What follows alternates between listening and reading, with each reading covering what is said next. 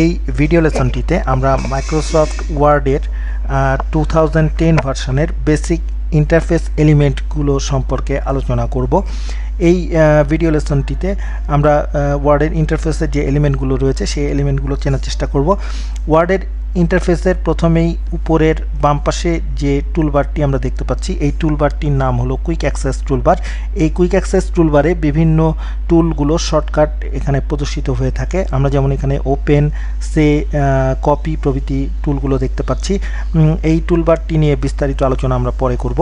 এরপরেই রয়েছে এর ব্যাকস্টেজ ভিউ বাটন। ওয়ার্ড 2007-এ যেটি অফিস বাটন ছিল সেটি পরিবর্তিত হয়ে এখানে ব্যাকস্টেজ ভিউ বাটনে পরিণত হয়েছে। আমরা যদি এই বাটনটি ফাইল নামে পরিচিত এই বাটনটির উপরে ক্লিক করি তাহলে আমরা ফাইল সেভ করা, ওপেন করা, ডকুমেন্ট ক্লোজ করা এবং নতুন ডকুমেন্ট খোলা প্রভৃতি বিভিন্ন কমান্ডগুলো এখানে দেখতে পাচ্ছি। এই কমান্ডগুলোকে আমরা ব্যাকস্টেজ ভিউ বাটন থেকে ব্যবহার করতে পারবো। এ সম্পর্কেও আমরা পরবর্তী লেসনে বিস্তারিত আলোচনা করব। এরপরে ইন্টারফেসের যে এলিমেন্টগুলো রয়েছে তার মধ্যে রয়েছে রিবন। আমরা এখানে হোম, ইনসার্ট, পেজ লেআউট প্রভৃতি রিবনগুলো দেখতে পাচ্ছি। মাইক্রোসফট ওয়ার্ড 2010-এ পূর্বের ওয়ার্ড ভার্সনের যে মেনুগুলো রয়েছে সেই মেনুগুলোকে আসলে রিবনে কনভার্ট করা হয়েছে এবং প্রতিটি রিবনের আন্ডারে বিভিন্ন টুলগুলিকে এক একটি গ্রুপ অবস্থায় টুল গ্রুপ হিসাবে যুক্ত করা হয়েছে। যেমন হোম রিবনে আমরা সাধারণত ওয়ার্ডের টেক্সটকে ফরম্যাট করার বিভিন্ন টুলের গ্রুপগুলো প্রদর্শিত হতে দেখি। এখানে আমরা হোম রিবনে দেখতে পাচ্ছি ক্লিপবোর্ড, ফন্ট, প্যারাগ্রাফ, স্টাইলস প্রভৃতি গ্রুপগুলো রয়েছে, যে গ্রুপগুলোর আন্ডারে আসলে ফরম্যাটিংয়ের বিভিন্ন টুল বা কমান্ডগুলোকে গ্রুপ আকারে সজ্জিত করা হয়েছে। এই টুল গ্রুপগুলির ভিতরে আবার টুল গ্রুপগুলির নিচের কোনায় একটি আইকন দেখতে পাচ্ছি আমরা, এটি হলো ডায়লগ বক্স লঞ্চার। এর ওপরে আমরা যদি ক্লিক করি তাহলে ওই টুলের বা ওই টুল গ্রুপের সংশ্লিষ্ট একটি ডায়লগ বক্স আমরা প্রদর্শিত হতে দেখব। যেমন এখানে আমরা ফন্ট গ্রুপে ক্লিক করে ফন্ট গ্রুপের ডায়লগ বক্সটি প্রদর্শিত হতে দেখছি। এখান থেকে ফন্ট গ্রুপের বিভিন্ন কমান্ডগুলোকে বিস্তারিতভাবে আমরা অ্যাক্সেস করতে পারবো। অনুরূপভাবে প্যারাগ্রাফ গ্রুপের ডায়লগ বক্স লঞ্চার বাটনে ক্লিক করলে আমরা প্যারাগ্রাফের ডায়লগ বক্সটি প্রদর্শিত হতে দেখব। অবশ্য এই রিবনের সবগুলো টুল গ্রুপের সঙ্গে কিন্তু ডায়লগ বক্স নেই। প্রয়োজনীয় টুলগুলোর সঙ্গেই শুধুমাত্র আমরা ডায়লগ বক্স প্রদর্শিত হতে দেখতে পারি। আমরা ওয়ার্ড 2010-এ home, insert, page layout, reference, mailing, review এবং ভিউ নামের এই কয়েকটি ডিফল্ট রিবন প্রদর্শিত হতে দেখব। এখানে একটি এক্সট্রা রিবন আমরা দেখতে পাচ্ছি, অভ্র বাংলা টুল। এটি যে কোনো বাংলা সফটওয়্যার ইনস্টল করলে শুধুমাত্র এই রিবনের এক্সট্রা রিবনটি আমরা প্রদর্শিত হতে দেখব। আমরা যদি এই রিবনকে কখনো কাস্টমাইজ করতে চাই, অর্থাৎ রিবনকে মিনিমাইজ করে রাখতে চাই, সেক্ষেত্রে এখানে একটি বাটন রয়েছে মিনিমাইজ দ্য রিবন। এই বাটনে ক্লিক করলে আমাদের রিবনটি মিনিমাইজ হয়ে যাবে। পুনরায় বাটনে ক্লিক করলে রিবনটি আবার ম্যাক্সিমাইজ হয়ে যাবে। এরপরে ইন্টারফেস এলিমেন্টের মধ্যে এখানে যে সাদা অংশটি আমরা দেখতে পাচ্ছি, এখানে আমাদের টাইপ করার অংশ। এখানে আসলে মূল ওয়ার্ক স্পেস আমাদের ওয়ার্ডের। এখানে আমরা বিভিন্ন জিনিস ওয়ার্ডের যে মূল কাজ টাইপ করা সেই টাইপের কাজটি করতে পারি।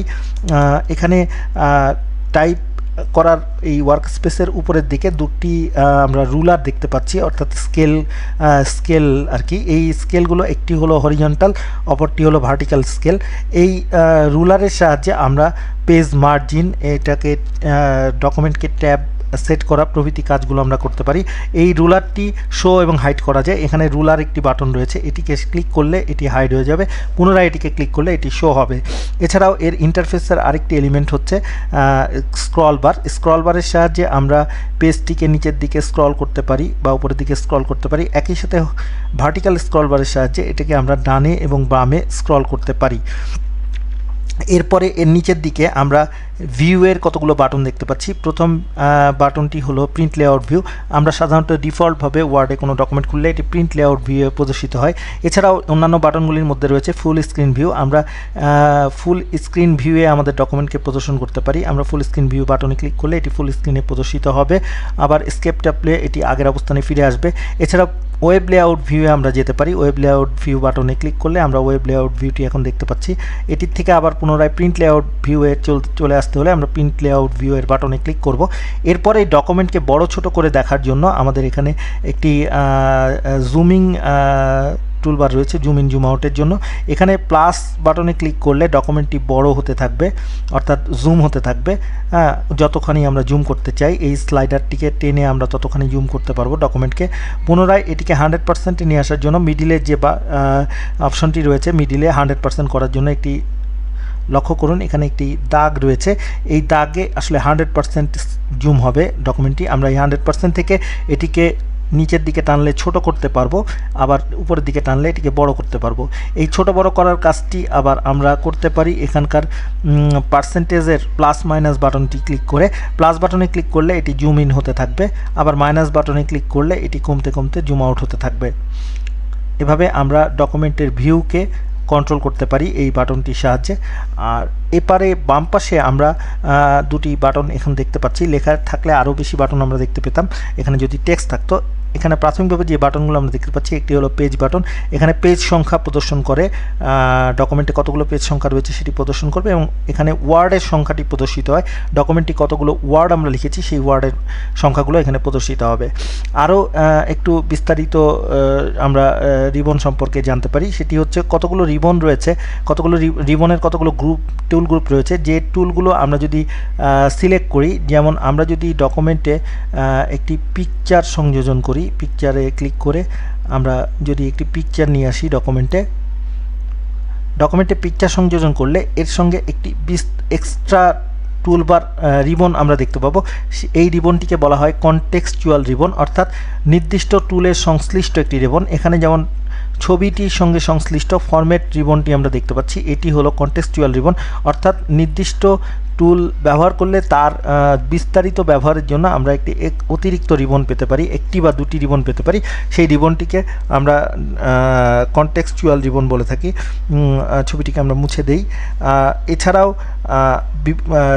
রিবনের ভিতরে কিছু কিছু টুল রয়েছে যেগুলিতে গ্যালারি বিদ্যমান, অর্থাৎ যেমন স্টাইল টুল গ্রুপে দেখুন একটি গ্যালারি রয়েছে, এখান থেকে বিভিন্ন স্টাইলকে সিলেক্ট করে আমরা যদি স্টাইলকে সিলেক্ট করি, এই স্টাইলগুলোর গ্যালারি থেকে আমরা বিভিন্ন স্টাইলকে সিলেক্ট করে এটার ভিউ প্রদর্শিত করতে পারি। এটি দেখার জন্য আমাদের একটি ডকুমেন্ট এখানে ওপেন করতে হবে।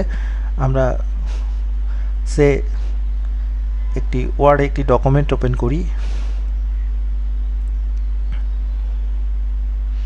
এবারে এই লেখাটিকে সিলেক্ট করা যাক।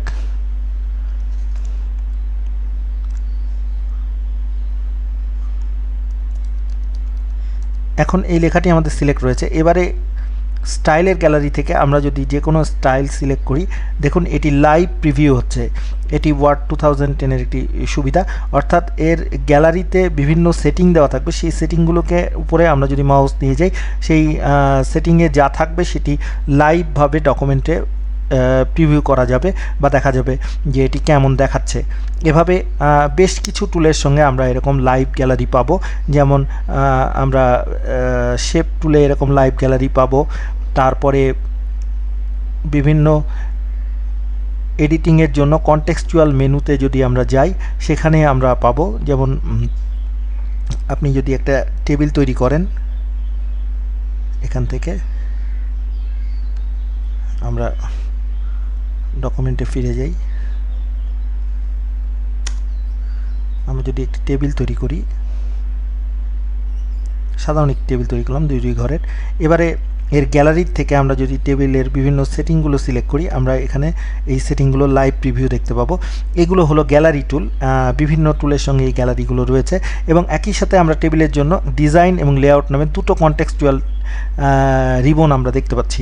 এইভাবে আমরা ওয়ার্ডের 2010-এ আমাদের বিভিন্ন অবজেক্টকে এডিট করার জন্য অতিরিক্ত কনটেক্সচুয়াল রিবন পেতে পারি। আমরা এটিকে সিলেক্ট করে ডিলিট টেবিল কমান্ড দিলে টেবিলটি ডিলিট হয়ে যাবে।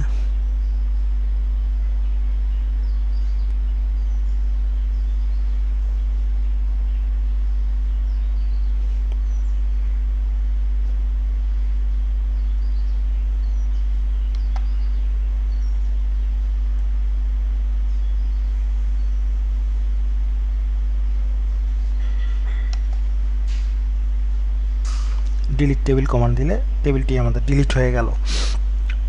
এছাড়াও ডকুমেন্টের ওপরে রাইট ক্লিক করে আমরা একটি মিনি টুলবার প্রদর্শিত হতে দেখব। এটি হলো মিনি টুলবার। এই মিনি টুলবার থেকে আমরা ডকুমেন্টের ফন্ট সাইজ, ডকুমেন্টের ফন্ট টাইপ এবং এর ফরম্যাটিংয়ের বিভিন্ন সেটিং এখান থেকে আমরা পরিবর্তন করতে পারবো। তো এই হলো মোটামুটি ওয়ার্ড 2010-এর বেসিক ইন্টারফেস, যে ইন্টারফেসটি নিয়ে আমরা ওয়ার্ডে বিভিন্ন কাজ করতে পারবো।